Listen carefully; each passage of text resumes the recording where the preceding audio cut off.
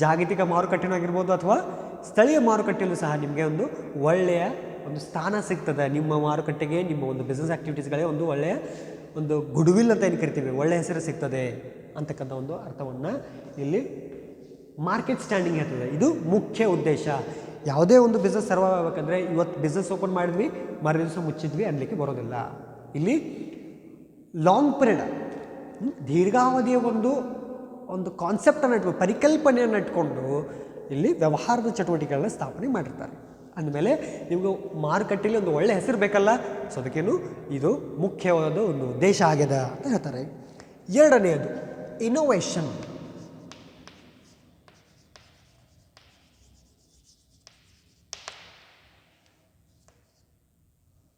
Innovation ಏನು ರೀ ಇನ್ನೋವೇಷನ್ನು? ಒಂದು ಇರ್ತಕ್ಕಂಥ ವಸ್ತುಗಳಲ್ಲಿ ಹೊಸತನವನ್ನು ಉಂಟು ಹಾಕೋದು. ಅಂದರೆ ನಾವು ಎಕ್ಸಾಂಪಲ್ ಆಗಿ ಹೇಳಬೇಕಂದ್ರೆ ಸೆಲ್ ಫೋನ್ ತೊಗೊಳ್ಳೋಣ. ಮೊದಲೇನಿತ್ತು, ಕೇವಲ ಕೀಪ್ಯಾಡ್ ಇತ್ತು ಫೋನ್, ಹೌದಾ?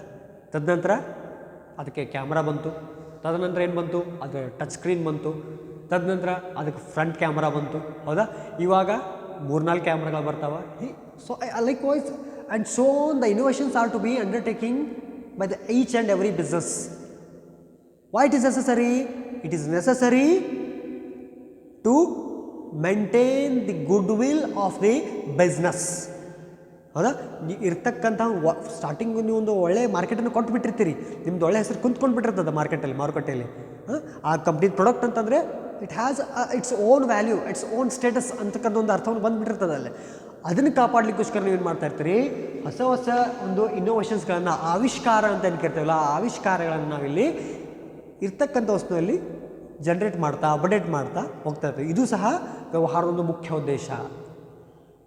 ಯಾವಾಗ ಈ ಒಂದು ಬಿಸ್ನೆಸ್ ಅಂತಕ್ಕಂತಹ ಒಂದು ಏನಿದೆಲ್ಲ ಫಾರ್ಮ್ಯಾಟ್ ಇನ್ನೋವೇಷನ್ಸ್ಗಳನ್ನ ಮಾಡ್ತಾ ಇರ್ತದೋ ಅಂದಾಗ ಮಾತ್ರ ಅವರಿಗೆ ಅವರ ಒಂದು ವಸ್ತುಗಳಿಗೆ ಹೆಚ್ಚಿನ ಒಂದು ಬೇಡಿಕೆ, ಮೌಲ್ಯ ಮಾರುಕಟ್ಟೆಯಲ್ಲಿ ಸಿಗ್ತಕ್ಕಂಥ ಅರ್ಥವನ್ನು ಇಲ್ಲಿ ಈ ಒಂದು ಉದ್ದೇಶ ಹೇಳ್ತದೆ. ಆ್ಯಂಡ್ ನೆಕ್ಸ್ಟ್ ಯಾವುದು? Social responsibilities. ಸೋಷಿಯಲ್ ರೆಸ್ಪಾನ್ಸಿಬಿಲಿಟೀಸ್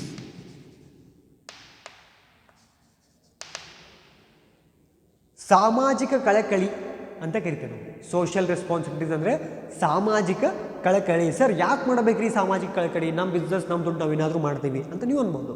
ಆದರೆ ಹಾಗೆ ಮಾಡಲಿಕ್ಕೆ ಬರೋದಿಲ್ಲ. ಯಾಕಂತ ಕೇಳಿದ್ರೆ, ನೀವು ಉತ್ಪಾದಿಸ್ತಕ್ಕಂಥ ಸರಕು ಮತ್ತು ಸೇವೆಗಳು ಯಾರಿಗೆ ಉತ್ಪಾದಿಸ್ತಿರ್ತಾ ಇರ್ತೀರಿ ನೀವು? At the time of discussing meaning, we have discussed the goods and services are to be produced by a business or the producer for what? To accomplish the needs and the wants of other people ಅಂತ ಹೇಳಿದ್ವಿ. ಹೌದಾ? Other people ಅಂತ ಏನು ಹೇಳ್ತಲ್ಲ, economy, community economy ಅಂತ ಹೇಳಿದ್ವಲ್ಲ ಡೆಫಿನೇಷನ್ನಲ್ಲಿ, ಹೌದಾ? ಅದೇನಂತ ಕೇಳಿದ್ರೆ, ಸಮಾಜದಲ್ಲಿ ವಾಸಿಸ್ತಕ್ಕಂತಹ ಜನಜೀವನ, ಜನರಿಗೆ, ಜನಸಮೂಹಕ್ಕೆ ಒಂದು ಅವಶ್ಯಕತೆ ಆಗಲಿ ಅಂತಕ್ಕಂಥ ಒಂದು ಉದ್ದೇಶದಿಂದ ನೀವು ಸರಕು ಮತ್ತು ಸೇವೆಗಳ ಉತ್ಪಾದನೆ ಮಾಡ್ತಾ ಇರ್ತೀರಿ. ಮತ್ತು ಅವರಿಗಾಗಿ ಉತ್ಪಾದನೆ ನೀವು ಮಾಡ್ತಾ ಇದ್ದೀರಿ ಅಂದಮೇಲೆ ನೀವೇನು ಮಾಡಬೇಕು? ಯಾವುದೇ ಒಂದು ಧರ್ಮ, ಜಾತಿ, ಜನಾಂಗ ಅಥವಾ ಯಾವುದೇ ಒಂದು ದೇಶನೂ ಆಗಿರಬಹುದು, ಯಾವುದಕ್ಕೂ ನಾವು ಕ್ರಿಟಿಸೈಸ್ ಮಾಡ್ದೇನೆ, ಅವಹೇಳನ ಮಾಡ್ದೇ, ಯಾವುದನ್ನು ಒಂದನ್ನು ಕೆಳಜಾತಿ ಮೇಳಜಾತಿ ಅಥವಾ ಯಾವುದನ್ನು ಕೆಳಮಟ್ಟದಲ್ಲಿ ತೋರಿಸ್ದೇನೆ ಪ್ರತಿಯೊಂದೂ ಸಾಮಾಜಿಕ ಒಂದು ನೈತಿಕತೆಯನ್ನು, ಎಥಿಕ್ಸನ್ನು ಕಾಪಾಡಿಕೊಂಡು ಇಲ್ಲಿ ನೀವು ಸರಕು ಮತ್ತು ಸೇವೆಗಳನ್ನು ಉತ್ಪಾದನೆ ಮಾಡೋದ್ರೊಂದಿಗೆ ಮಾರಾಟ ಮಾಡಬೇಕು ಅಂತಕ್ಕಂಥ ಅರ್ಥವನ್ನು ಇಲ್ಲಿ ಹೇಳ್ತಾರೆ. ಹೌದಾ?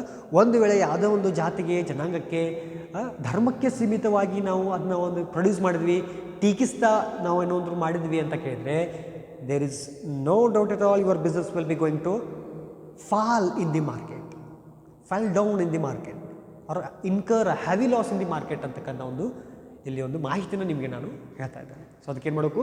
ಸೋಷಿಯಲ್ ರೆಸ್ಪಾನ್ಸಿಬಿಲಿಟಿ, ಸಾಮಾಜಿಕ ಕಳಕಳಿ ಅಂತಂದರೆ ಇಲ್ಲಿ ಎಥಿಕ್ಸನ್ನು, ಎನ್ವಿರಾನ್ಮೆಂಟನ್ನು, ಮಾರಲ್ಸ್ಗಳನ್ನು ಕಾಪಾಡಿಕೊಂಡು ನೀವು ಸರಕು ಮತ್ತು ಸೇವೆಗಳನ್ನು ಉತ್ಪಾದಿಸಬೇಕು ಅಂತಕ್ಕಂಥ ಅರ್ಥವನ್ನು ಇಲ್ಲಿ ಹೇಳ್ತಾರೆ. And next physical and financial position. Physical and financial position ಅಂದರೆ ಫಿಸಿಕಲ್ ಆ್ಯಂಡ್ ಫೈನಾನ್ಷಿಯಲ್ ಪೊಸಿಷನ್, ಶಾರೀರಿಕ ಮತ್ತು ಹಣಕಾಸಿನ ಒಂದು ಪೊಸಿಷನ್, ಆ ಒಂದು ಘನತೆಯನ್ನು ಕಾಪಾಡ್ಕೊಳ್ಬೇಕು. ಮುಖ್ಯ ಉದ್ದೇಶ ಏನು ಅಂತ ಕೇಳಿದ್ರೆ, ದುಡ್ಡು ಬರ್ತಾ ಇದೆ ಅದಕ್ಕೆ ಹಂಗೆ ಬೇರೆ ಖರ್ಚು ಮಾಡ್ತೀವಿ, ಬೇರೆ ಏನೇನೋ ಮಾಡ್ತೀವಿ ಅನ್ನೋಂಥ ಬರೋದಿಲ್ಲ. ನೀವು ಯಾವ ರೀತಿ ಪ್ರಾಫಿಟಲ್ಲಿ ಡೆವಲಪ್ಮೆಂಟ್ ಆಗ್ತಾ ಹೋಗ್ತಿರೋ, ಯಾವ ರೀತಿ ನಿಮ್ಮ ಪ್ರಾಫಿಟ್ ಮಾರ್ಜಿನ್ ಜಾಸ್ತಿ ಆಗ್ತಾ ಇರ್ತದೋ, as the profit margin go on increasing, the producer or the businessman has to think and he has to invest the money. ಹೌದಾ? ಮೊದಲು ಸರಿಯಾಗಿ ಒಂದು ಯೋಜನೆಯನ್ನು ಮಾಡಬೇಕು. ಇಷ್ಟು ಪ್ರಾಫಿಟ್ ಬರ್ತಾ ಇದೆ ಅಂದರೆ ಮುಂದೆ ಬರ್ತಕ್ಕಂಥ ವರ್ಷದಲ್ಲಿ ನಾನು ಏನು ಮಾಡಬೇಕು ಅಂದಾಗ ಮಾತ್ರ ನಿಮ್ಮದು ಒಂದು ಮಾರ್ಕೆಟ್ ಫಿಸಿಕಲ್ ಗ್ರೋತ್ ಅಂತೀವಿ. ಫಿಸಿಕಲ್ ಅಂತ ಹೇಳಬೇಕಂತಂದರೆ ಬ್ರ್ಯಾಂಚಸ್ಗಳಂತ ನಾವು ಹೇಳ್ಬೋದು, ಶಾಖೆಗಳು ಅಂತ ಏನು ಕರಿತೀವಲ್ಲ. ಮೊದಲೊಂದು ಶಾಖೆ ಇರ್ತದೆ, ಹೆಚ್ಚಿನ ಪ್ರಾಫಿಟ್ ಬರತ್ತೆ, ನೀವು ಮಾಡ್ತೀರಿ ಇನ್ನೊಂದು ಶಾಖೆಯನ್ನು ತೆಗಿತೀರಿ. ಹೌದಾ? ಈ ರೀತಿ ಏನು ಒಂದರಿಂದ ಇನ್ನೊಂದು. ಈಗ ಫೈನಾನ್ಷಿಯಲ್ ಪೊಸಿಷನ್ ಅಂತ ಹೇಳಿದ್ವಿ, ಪ್ರಾಫಿಟ್ ಜಾಸ್ತಿ ಬರ್ತಾ ಇದೆ ಅಂತ ಕೇಳಿದ್ರೆ ನೀವಿಲ್ಲಿ ಏನು ಮಾಡಬೇಕು, ನಿಮ್ಮ ಫೈನಾನ್ಷಿಯಲ್ ಸ್ಟ್ಯಾಬಿಲಿಟಿಯನ್ನು ನೋಡ್ಕೊಳ್ಬೇಕು. ಅಂದರೆ ನಿಮ್ಮಲ್ಲಿರ್ತಕ್ಕಂತಹ ಇಕ್ವಿಟಿ ಕ್ಯಾಪಿಟಲ್ ಏನಿರ್ತದಲ್ಲ, ಆ ಇಕ್ವಿಟಿ ಕ್ಯಾಪಿಟಲನ್ನು ನೀವು ಸರಿಯಾಗಿ ಮೇಂಟೈನ್ ಮಾಡ್ತಾ ಹೋಗಬೇಕು. ಇಕ್ವಿಟಿ ಕ್ಯಾಪಿಟಲನ್ನು ನಾವು ಸರಿಯಾಗಿ ಒಂದು ಮೇಂಟೈನ್ ಮಾಡ್ತಾ ಹೋದರೆ, ಕಾಪಾಡ್ಕೊಳ್ತಾ ಹೋದರೆ, ಅಲ್ಲಿ ನಿಮ್ಮ ಬಿಸ್ನೆಸ್ಸನ್ನು ಬರ್ತಕ್ಕಂಥ ಯಾವುದೇ ಒಂದು ಆಪತ್ತಿರಲಿ, ತೊಂದರೆಗಳಿರಲಿ, ನಾವು ತಡೆ ಹಿಡಿಯಬಹುದು ಅಂತಕ್ಕಂಥ ಒಂದು ವಿಷಯ ಅಲ್ಲಿ ಕಂಡು ಬರ್ತದೆ. ಸೊ ಅದಕ್ಕೇನು ಫಿಸಿಕಲ್ ಆ್ಯಂಡ್ ಫೈನಾನ್ಷಿಯಲ್ ಪೊಸಿಷನನ್ನು ನೀವು ಮಾರುಕಟ್ಟೆಯಲ್ಲಿ as long as possible you have to maintain the physical and financial position in the market. Unless and until you maintain this, you cannot survive in the market as long as possible. So what you need to do, you have to concentrate more and more on your physical existence as well as the financial existence and the position of your business ಅಂತ ಹೇಳ್ತಕ್ಕಂಥ ಇಲ್ಲಿ ಹೇಳ್ತಾರೆ. Okay, next ಯಾವುದು ಕೊನೆಯದಾಗಿ ಹೇಳ್ಬೇಕಂದ್ರೆ manager performance and development. ಐದನೇದು manager performance and development. Managers ಸಂಬಂಧಪಟ್ಟಿರ್ತಕ್ಕಂಥ ಅಧಿಕಾರಿ, ನೀವು ನಿಮ್ಮ ಒಂದು ವ್ಯವಹಾರಕ್ಕೆ ಸಂಬಂಧಪಟ್ಟಿರ್ತಕ್ಕಂಥ ಅಧಿಕಾರಿ ಅಂತ ನೀವು ಯಾರು ನೇಮಕ ಮಾಡಿರ್ತೀರೋ, ಅಥವಾ ನೀವೇ ಅಧಿಕಾರಿಯಾಗಿ ಕೆಲಸ ಮಾಡ್ತಿರ್ತೀರೋ, ಅಧ್ಯಕ್ಷರಾಗಿ ಕೆಲಸ ಮಾಡ್ತಿರ್ತೀರೋ, ಅಥವಾ ಮುಖ್ಯಸ್ಥರಾಗಿ ಕೆಲಸ ಮಾಡ್ತಿರ್ತೀರೋ, ಯಾರು ಇರ್ತೀರೋ ನೋಡಿ, ಅವ್ರೇನು ಮಾಡಬೇಕು ಅಂತ ಕೇಳಿದ್ರೆ, ಈ ಒಂದು ನಿಮ್ಮ ಬಿಸ್ನೆಸ್ ಸರ್ವೈವ್ ಆಗಲಿಕ್ಕೆ ಅವರ ಒಂದು complete cooperation is must to give good result, a good profit or goodwill to your business or company. Here the manager has to work completely solely. ಹೌದಾ? ಅಂದ್ರೇನು, ಆತ್ಮಾವಲೋಕನ ಮಾಡಿಕೊಂಡು ಅವನು ಕಾರ್ಯವನ್ನು ನಿರ್ವಹಿಸಬೇಕು. ಆತ್ಮಶ್ರದ್ಧೆಯಿಂದ ಏನು ಮಾಡಬೇಕು, ಅವನು ತನ್ನ ಬೆಸ್ಟನ್ನು, ಒಳ್ಳೆಯದನ್ನು ತನ್ನ ಒಂದು ಬಿಸ್ನೆಸ್ಸಿಗೆ, ತಾನು ಕೆಲಸ ಮಾಡ್ತಕ್ಕಂಥ ಒಂದು ಬಿಸ್ನೆಸ್ ಇನ್ಸ್ಟಿಟ್ಯೂಷನ್ಗೆ ಆಗಿರ್ಬೋದು, ತಂದೆದೇ ಒಂದು ಬಿಸ್ನೆಸ್ಗೆ ಕೊಡಬೇಕು. ಕೊಟ್ಟಾಗ ಮಾತ್ರ ಏನಾಗ್ತದೆ, ಡೆವಲಪ್ಮೆಂಟ್, ಅಭಿವೃದ್ಧಿ ಆಗ್ತದೆ. ಏನು ಅಭಿವೃದ್ಧಿ ಆಗ್ತದೆ? ನಿಮ್ಮ ಬಿಸ್ನೆಸ್ ಅಭಿವೃದ್ಧಿ ಆಗ್ತದೆ, ನಿಮ್ಮ ವ್ಯಾಪಾರ ಅಭಿವೃದ್ಧಿ ಆಗ್ತದೆ ಅಂತ ಹೇಳ್ತಾರೆ ಇಲ್ಲಿ. ಹೌದಾ ಸರ್? ಅವ್ರು ಒಬ್ಬನೇ ಮಾಡಿದ್ರೆ ಆತೇನ್ರಿ? ಇಲ್ಲ. ಅವನ ಜೊತೆಗೆ ಒಂದು ವೇಳೆ ನಿಮ್ಮ ಮ್ಯಾನೇಜರ್ ಸರಿಯಾಗಿ ಪರ್ಫಾರ್ಮ್ ಮಾಡ್ತಾ ಇದ್ದಾನೆ, ವಿಲ್ಲಿಂಗ್ಲಿ, ಆತ್ಮಶ್ರದ್ಧೆಯಿಂದ ಮನಗಟ್ಟು ಕೆಲಸ ಮಾಡ್ತಾ ಇದ್ರೆ ಇಲ್ಲಿ ಏನಾಗ್ತದೆ, ಆಟೋಮೆಟಿಕಲಿ ಅವನು ಕೆಳಗಡೆ ಬರ್ತಕ್ಕಂಥ ಯಾರು ವರ್ಕರ್ಸ್ ಪರ್ಫಾರ್ಮೆನ್ಸ್ ಆ್ಯಂಡ್ ಆಟಿಟ್ಯೂಡ್, ಇಲ್ಲಿ ವರ್ಕರ್ಸ್ ಪರ್ಫಾರ್ಮೆನ್ಸ್ ಆ್ಯಂಡ್ ಆಟಿಟ್ಯೂಡ್,